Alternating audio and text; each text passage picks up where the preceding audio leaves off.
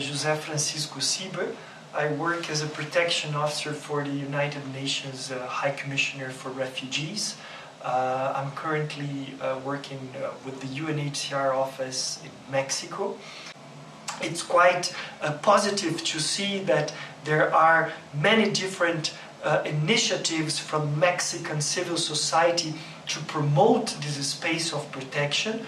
We have different organizations, different associations, different artists, different leading public voices in Mexican society taking the lead in promoting the rights of LGBTI refugees in Mexico. And this is something that we as UNHCR are very much interested in continue supporting, in continuing promoting. One of these initiatives is the Imperfectu Cinema Festival in Tijuana. And the festival in Tijuana is something special, and it's something special for the UN High Commissioner for Refugees because of two main reasons. The first one, it's because it is happening in Tijuana. Tijuana is a border location, and UNHCR has quite a close relationship with border locations. That's where we have our field offices. That's where we want to have a presence. That's where refugees need UNHCR most. So the fact that this cinema event, that this festival is taking place in a very interesting, in a very special border location attracts the attention of UNHCR and is very much welcomed by UNHCR. The second aspect is that it is a festival focused on issues around gender and the struggle of LGBTI persons to achieve, to have the full exercise of their human rights.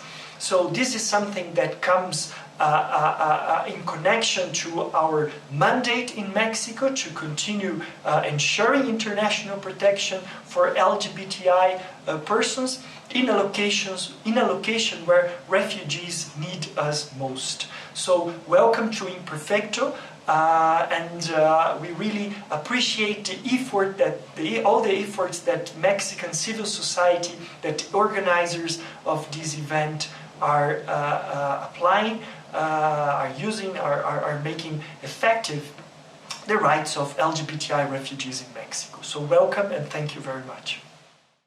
Today in Mexico, we are very much concerned with the situation in Central America. Central American countries have today some alarming criminal rates, violence that is being generated by non-traditional actors. We are facing different forms of violence that have forced people to flee their country in Central America. And most of these people are now seeking protection, seeking international protection as refugees in Mexico. Mexico has a solid tradition of asylum. Mexico has a long story of providing asylum and protection for those fleeing persecution and violence. But what we see now is that the profile of refugees reaching Mexico has changed. We have noticed that an increasing number of women, children, girls continue to flee violence, especially in Central America, and continue to seek protection in Mexico. Among other refugees in Mexico, we're also very much concerned about the situation of LGBTI persons fleeing persecution, fleeing discrimination, fleeing intolerance against their gender identity, against their sexual orientation. We see a very concerning trend of people demanding LGBTI persons to be discreet, stereotypes, causing discrimination, causing intolerance. In other parts of the world, countries are criminalizing same-sex relationships and leading LGBTI persons to hide preventing these persons from having a proper access to their social and economic rights, being prevented from accessing education, health services, being preventing from accessing the formal labor market. So this situation is leading to a serious concern on our side.